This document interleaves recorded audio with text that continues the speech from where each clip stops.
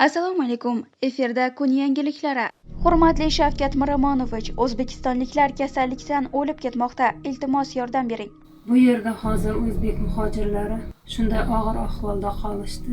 Lekin bu yerda fuqarolaringiz o'lib ketishyapti. Mana kechadan oldingi kun bir oilani ikkita farzandi gulday yigitlar o'lib ketishdi koronavirusdan. Xotini bemor holatda, og'ir holatda yotibdi, bilmadim uni olib ketishganmi, ketishmaganmi. Bir oilani ikkita farzandi o'lib ketdi. Ularning 2 yashar bolasi qolib ketdi. Bilmayman bolasini ahvoli qanday holatda. Shavkat Miromonovich, xalqingiz bu yerda qiyin, nochor holatda qoldi. Sizdan o'tinib so'raymiz, yordam bering. Bemor bo'lgan insonni umuman больницаga olib ketishmayapti. Skoriy chaqirsangiz, skoriy oldin sizdan temperaturangiz yo'qmi deb so'rashadi.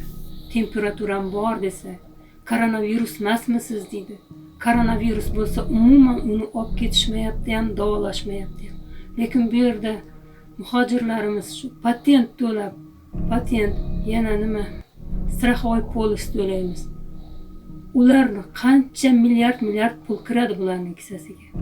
Nahotki bu yuzlagan muhojirni shu pullar evaziga davolash olmasa bular.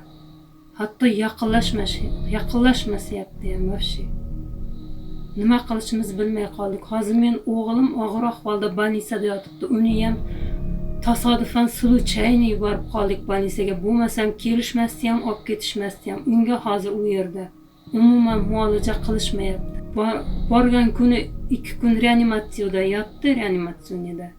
O'sha kuni 2 kun qaragan, keyin oddiy palataga o'tkazib qo'ygandan keyin umuman unga kiyim kechagini ham berishmagan. Yalang'och holatda 3 kunlab bolam yalang'och holatda yotdi больницада. Hatto yeydigan ovqati itlarga berilmaydigan ovqat och yotibdi hozir o'g'lim. Izidan olib borgan meva-chevam so'p po'kim bilan kun ko'ryapti. Tishidan qon ketyapti, unda aplastik anemiya deb aytiladi. Undan qon ketish bo'lib turibdi hozir. Murojaat qilmagan joyim qolmadi. Posolstvoga ham chiqdim, konsulstvoga, bu yerdagi Sankt-Peterburgdagi Marinskiy городской больницада yotibdi o'g'lim hozir. Lekin bu holatni men hech kimga ravo ko'rmayman, hech bir onaga. Bizlarni O'zbekistonga ketishimizga yordam bering, o'rtoq prezident. Turkiston viloyatida Maktarral tumanida yashovchi har bir oilaga $1000 pul berishdi. Alisher Usmonov yuborgan puldan. Alisher Usmonov Turkiston viloyatida suv toshqini oqibatida jabrlanganlarga $5 million ziyod pul bergan edi. Bu hammamizga ham, sizlarga ham, bizga ham birgalikda yaratganning o'zini mana shunaqa ulg'ayam kunlarda bergan sinovi.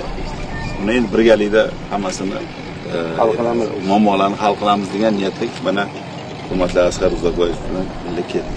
Zardab chekkan har bir odamga 100 ming tenge to'lanатын bo'ladi. Bu ko'mak. Biz o'ylaymiz, o'zi jana Шағын audanda o'sha yerda qurылысын boshlaymiz bugun. Qisqa merzimde shidao kerak kichkina bizga, barimizga. Biroq 2 oyning ichida jana uylarga kiresiz. Elbasimizga, prezidentimizga barina rahmet. Sizlarga tomchi barina rahmet qarashtirib o'tir. Yurtning bari evakuatsiyada жатыр bari. Maktabda, yoqda bari jadallari yaxshi, xudoga shukr. Bari yaxshi. Yo'qsa tek bir problema so'p uyni solib bersa, o'zlari salom deb o'tiriblar. Aqsham bersa o'zlari salom. Aqsham bersa o'zlari salom. Xudo xolasa, iya. Muhim pensiya va nafaqa oluvchi barcha fuqarolar diqqatiga. Bugun Axborot va ommaviy kommunikatsiyalar agentligi huzuridagi shtabda Xalq banki boshqaruvi raisi o'rinbosari Hasan Ahmedov ishtirokida brifing bo'lib o'tdi. Brifingdan muhim ma'lumotlar. Epidemiologik holat tufayli pensiya va nafaqa oluvchilarga may oyidan boshlab Toshkent va Nukus shahri hamda viloyatlar markazlarida, keyingi oylardan esa barcha hududlarda pensiya va nafaqa to'lovlari Xalq bankining plastik kartalari orqali to'lanadi. Shu kunga qadar, ya'ni qisqa muddatda Xalq banki tomonidan 619 mingta, ya'ni 377 mingdan ziyod Humo va 242 mingdan ortiq Uzkart plastik kartalari ochilib, pensiya va nafaqa oluvchi fuqarolarimizga tezkorlik bilan yetkazilmoqda. Pensiya va nafaqa oluvchi barcha fuqarolarga tavsiyalar. Humo kartangizga SMS xabarnoma yoki PIN kod qo'ydirish uchun bank filiallariga borishingiz shart emas. 1106 va 71 kodi bilan 210-2002 telefon raqamlari yoki hududiy filiallarimizga telefon qilib, bu xizmatlarni masofadan bajarishingiz mumkin. Pensiyalaringizni naqdlashtirish uchun faqat Xalq banki filiallari va bankomatlariga borishingiz shart emas. Yurtimizdagi barcha tijorat banklari va bankomatlaridan pul yechilganda hech qanday foiz olinmaydi. Sizning pensiya va nafaqalaringizni belgilangan grafik muddatlardan kechiktirmagan holda yashash manzilingizga yetkazib beramiz. Pensionerlarga ochilgan plastik kartalarga pin-kod qo'yilib, plastik kartani olib kelgan bank xodimiga uyali telefon raqami berilsa, kartaga SMS xabar xizmati ham ulab beriladi. Ishonchnoma orqali pensiya olayotgan hamda tayinlangan pensiyaga bo'lgan huquqini tasdiqlash muddati kelgan fuqarolarning pensiyalarini to'xtatilmaydi hamda hujjat talab etilmagan holda to'lov muddatlari 4 oyga uzaytiriladi. O'zbekiston havo yo'llari orqali 390 nafar o'zbekistonlik va 192 ming dollarlik tibbiy vositalar keltirildi. O'zbekiston havo yo'llari aviakompaniyasi COVID-19 kasallikka qarshi karantin choralari tufayli havo qatnovi to'xtatilganidan keyin Seul va Dehli shahridan 2 ta charter reysda 390 nafar O'zbekiston fuqarolarini qaytardi. O'zbekistonda 16 martdan 30 aprelgacha kasallik tarqalishi xavfi tufayli boshqa davlatlar bilan yo'lovchilar tashish to'xtatilgan edi. Xorijiy fuqarolar va o'zbekistonliklarning o'z vatanlariga qaytishlari uchun maxsus charter reyslar tashkil etildi, biroq 30 martdan boshlab mamlakatdagi barcha aeroportlar yopildi va havo qatnovi butunlay to'xtatildi. Shu bilan birga hukumatning maxsus qarorlariga binoan charter reyslari ham to'xtatilgandi.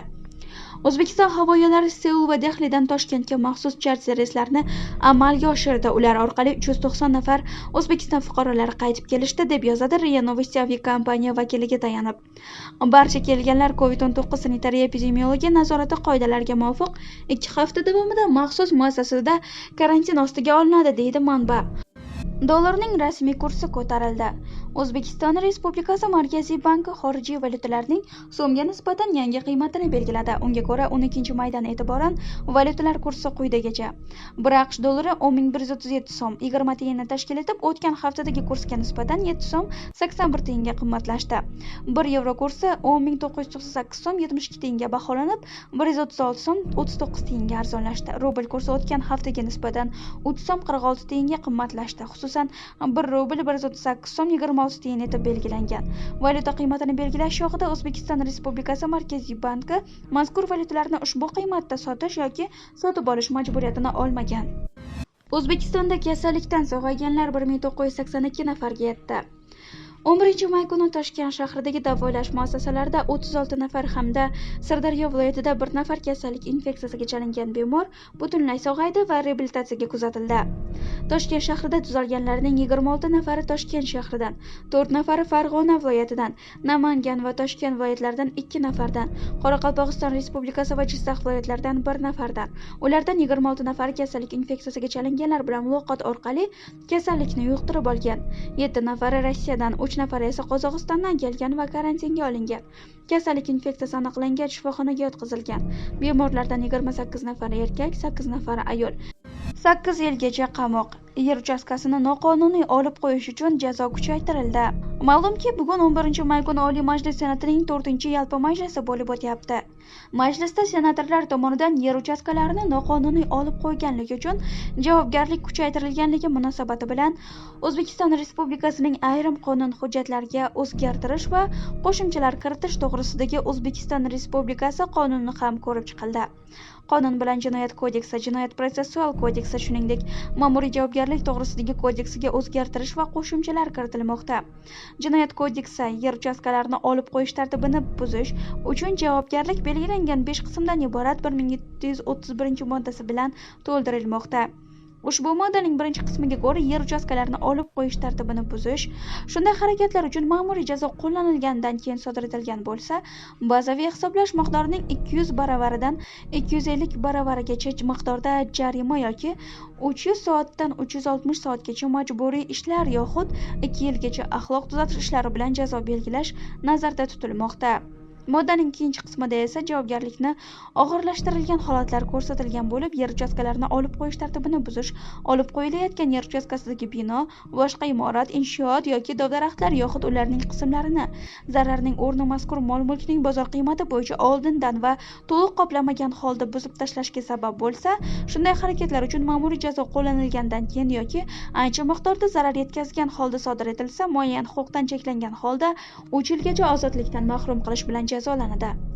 Moddaning 3-qismida xuddi shunday harakatlar ko'p miqdorda zarar yetkazgan holda sodir etilgan bo'lsa, aybdor 3 yildan 5 yilgacha ozodlikdan mahrum qilish va 4-qismiga muvofiq xuddi shunday harakatlar ko'pchilik uchun xavfli bo'lgan usulda yoki juda ko'p miqdorda zarar yetkazgan holda sodir etilgan bo'lsa, 5 yildan 8 yilgacha ozodlikdan mahrum qilish bilan jazolanadi. Yuqorida qayd etilganidek, O'zbekiston Respublikasining Ma'muriy javobgarlik to'g'risidagi kodeksi yer uchastkalarini olib qo'yish uchun javobgarlik ko'rsatilgan 613-modda bilan to'ldirilmoqda. Qonunning qabul qilinishi yer uchastkasini olib qo'yish tartibiga rioya etmaganlik hamda buning oqibatida mulkdorlarga zarar yetkazganlik uchun javobgarlikni kuchaytirish orqali fuqaro va tadbirkorlik subyektlarining mulk huquqi kafolatlari hamda qonuniy manfaatlarini ta'minlashga xizmat qiladi.